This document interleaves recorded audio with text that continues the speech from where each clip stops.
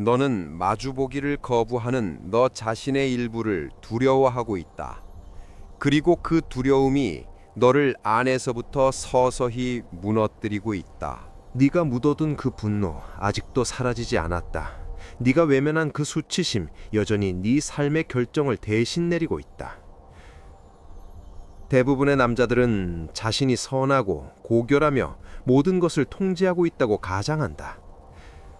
하지만 깊은 내면에는 이기적이고 공격적이며 파괴적이고 어두운 부분이 숨어 있다. 그리고 네가 그것을 마주하지 않으려 할수록 오히려 그것이 너를 지배한다. 그 증거는 사랑하는 사람에게 화를 내는 순간에 드러난다. 스스로의 성공을 무너뜨릴 때 나타난다. 자신에게 거짓말을 하며 그것을 훈련이라 부를 때 드러난다. 스토아 철학자들은 이런 상태를 부정 속에 사는 것이라 불렀다. 마르쿠스 아우렐리우스는 이렇게 말했다. 너 자신이 무엇인지 스스로에게 고백하라. 되고 싶은 모습이 아니라 지금 실제로 있는 그대로를. 왜냐하면 네가 부정하는 그림자는 사라지지 않기 때문이다. 그것은 오히려 자라나고 때를 기다린다. 진실은 이렇다. 가장 강한 남자는 어둠이 없는 척하는 사람이 아니다. 그 어둠을 직시하고 통제하는 사람이다. 이것은 네가 도망쳐온 네 자신의 일부분과 마주하는 일이다. 그것을 파괴하기 위함이 아니라 그것을 지배하기 위함이다. 모든 남자에게는 그림자가 있다. 전사는 그 그림자를 알고 있다. 그림자는 너가 인정하고 싶지 않은 너 자신의 모든 것들이다. 너의 질투, 너의 자만심, 너의 분노, 너의 비겁함. 너는 이것들을 무시하면 사라질 거라 생각한다. 하지만 절대 사라지지 않는다. 세네카는 말했다. 우리는 현실보다 상상 속에서 더 많이 고통받는다. 그리고 남자를 가장 괴롭히는 것은 그가 끝내 마주하지 않는 자신의 일부분이다. 그림자를 부정하면 그것이 너를 지배한다. 너의 가장 약한 순간에 속삭이고 너를 방어적으로, 반응적으로 그리고 작아지게 만든다. 하지만 네가 그것과 마주할 때는 그래, 이것도 내 일부다 라고 말할 때 그림자는 힘을 잃는다. 마지막으로 네가 과하게 반응했던 순간을 떠올려 봐라. 아무 이유 없이 화를 낸 순간, 다른 사람의 성공에 괜히 쓴맛을 느낀 순간, 그건 우연이 아니다. 그건 내 그림자가 말한 것이다. 네가 오랫동안 그것이 존재하지 않는 척 했기 때문에 알아차리지 못했을 뿐이다. 스토아 철학자들은 판단 없이 자신의 생각을 관찰하는 훈련을 했다. 마르쿠스 아우렐리우스는 매일 밤 하루를 되돌아봤다. 자신을 벌하기 위해서가 아니라 자신을 분명히 보기 위해서였다. 그는 스스로에게 물었다. 나는 어디에서 두려움으로 행동했는가? 나는 어디에서 통제력을 잃었는가? 나는 어디에서 나 자신에게 거짓말을 했는가? 대부분의 남자들은 이런 질문조차 하지 않는다. 그들은 평생 자신의 패턴에 눈먼 채 살아간다. 하지만 네가 해야 할 일은 이것이다. 그림자와 함께 앉아라. 네가 부끄러운 생각들을 적어라. 차마 입 밖에 내지 못하는 그 생각들을. 나는 형제의 성공이 억울하다. 나는 남이 실패할 때 묘한 쾌감을 느낀다. 나는 사람들이 내가 강한 척하는 것뿐임을 알아차릴까 두렵다. 이것들로부터 도망치지 마라. 변명하지도 마라. 그저 있는 그대로 보아라. 왜냐하면 그림자를 보게 되는 순간 그것이 더 이상 너를 지배하지 못하기 때문이다. 마지막으로 네가 네 자신에게 솔직했던 순간은 언제였는가? 네가 되고 싶은 모습이 아니라 지금 이 순간 네가 누구인지에 대해서. 대부분의 남자들은 그 질문에 평생 답하지 못한다. 너는 할 수 있겠는가? 분노를 숨기는 남자는 결국 그 분노의 노예가 된다. 너는 어떤 감정들은 나쁘다고 배워왔다. 분노는 약함이고 공격성은 독이라고. 그래서 너는 그것을 묻어둔다. 분노에 불타면서도 미소 짓고 속이 타들어가면서도 괜찮아 라고 말한다. 그리고 그것이 절제라고 생각한다. 하지만 아니다. 그건 단지 네 자신을 압력솥으로 만드는 것일 뿐이다. 에픽테토스는 말했다. 스스로를 다스리지 못하는 자는 자유로운 자가 아니다. 네가 인정하지 않는 것은 결코 다스릴 수 없다. 억눌린 분노는 평화를 만들지 않는다. 그것은 너를 수동적 공격적으로 원망스럽게 그리고 결국 폭발하게 만든다. 억눌린 두려움은 용기를 만들지 않는다. 그것은 너를 마비시킨다. 스토아 철학자들은 억제를 가르치지 않았다. 그들은 통합을 가르쳤다. 자신의 감정을 직시하고 이해하고 그 다음에 어떻게 다룰지 선택했다. 분노가 문제는 아니다. 성찰하지 않은 분노가 문제다. 마르쿠스 아우렐리우스도 분노를 느꼈다. 그는 그것을 인정했다. 그리고 거기서 행동하지 않기로 선택했다. 그것이 바로 지배다. 칼을 다루는 전사를 떠올려라. 그는 칼이 위험하지 않다는 척하지 않는다. 그날의 날카로움을 존중하며 그것을 휘두르는 법을 배운다. 네 그림자 감정도 같다. 분노, 공격성, 자만심, 이것들은 약점이 아니다. 그것들은 도구다. 단 네가 그것들을 통제할 때만, 그것들에게 끌려다니지 않고 네가 지배할 때만. 통합이란 이런 것이다. 분노가 치밀어 오를 때 부정하지 않는다. 폭발하지도 않는다. 잠시 멈춘다. 그것을 관찰한다. 그리고 묻는다. 이 분노는 지금 유용한가? 아니면 내 자아가 반응하는 것인가? 그리고 네가 선택한다. 이것이 소년과 남자의 차이다. 소년은 감정에 끌려다니고 남자는 그 감정에 대한 자신의 반응을 다스린다. 대부분의 남자들은 평생을 폭발하거나 억누르며 산다. 하지만 결코 통합하지는 못한다. 통합하는 자들, 그들은 가장 좋은 의미에서 위험한 존재가 된다. 집중하고 차분하며 멈출 수 없는 자.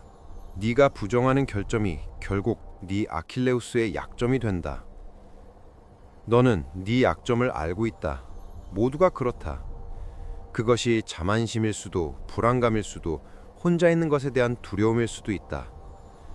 너는 수년 동안 그 약점을 감추기 위해 벽을 쌓아왔다. 숨기고 과하게 보상하며. 하지만 문제는 이거다. 네가 숨기는 바로 그 약점을 적들은 반드시 파고든다는 것. 마르쿠스 아우렐리우스는 이렇게 썼다. 행동을 가로막는 장애물이 오히려 행동을 전진시킨다. 길을 막는 것이 곧 길이 된다. 약점 그 자체가 문제가 아니다. 그것을 마주하지 않으려는 네 태도가 문제다. 약점을 숨기면 그것이 네 삶을 지배한다. 너는 그것을 지키기 위해 결정을 내리고 드러날까 두려워 상황을 피한다. 그렇게 너는 예측 가능해지고 방어적이며 쉽게 부서진다. 하지만 네가 그것을 직면할 때는 그래, 나는 실패가 두렵다. 나는 인정받기를 갈망한다. 나는 불안하다. 이렇게 고백할 때 더 이상 그것에 노예가 되지 않는다. 위대한 스토아 철학자들을 보라. 그들은 자신의 결점을 잔혹할 정도로 솔직하게 드러냈다.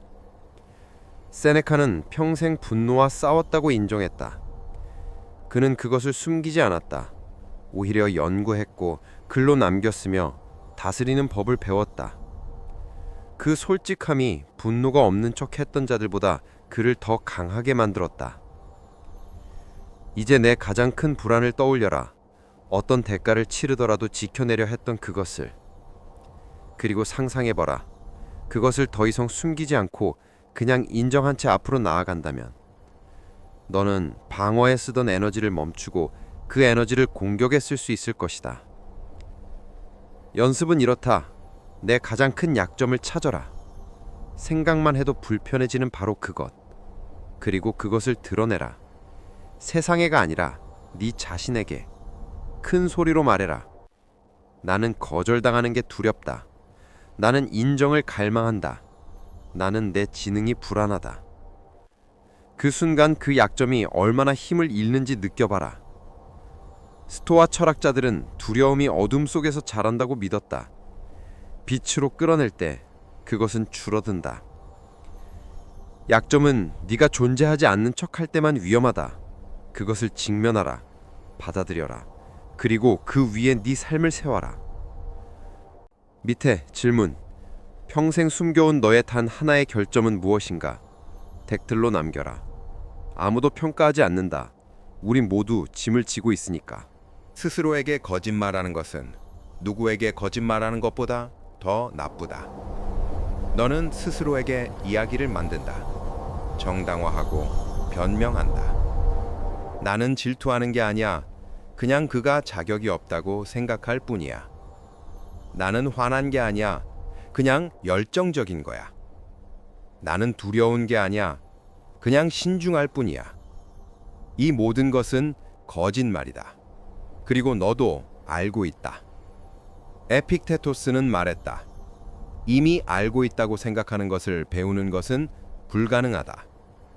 너 자신에게 거짓말하는 한 너는 성장할 수 없다. 자기 기만은 가장 교묘한 약점이다. 왜냐하면 그것은 네가 약한 상태로 있으면서도 강하다고 착각하게 만들기 때문이다.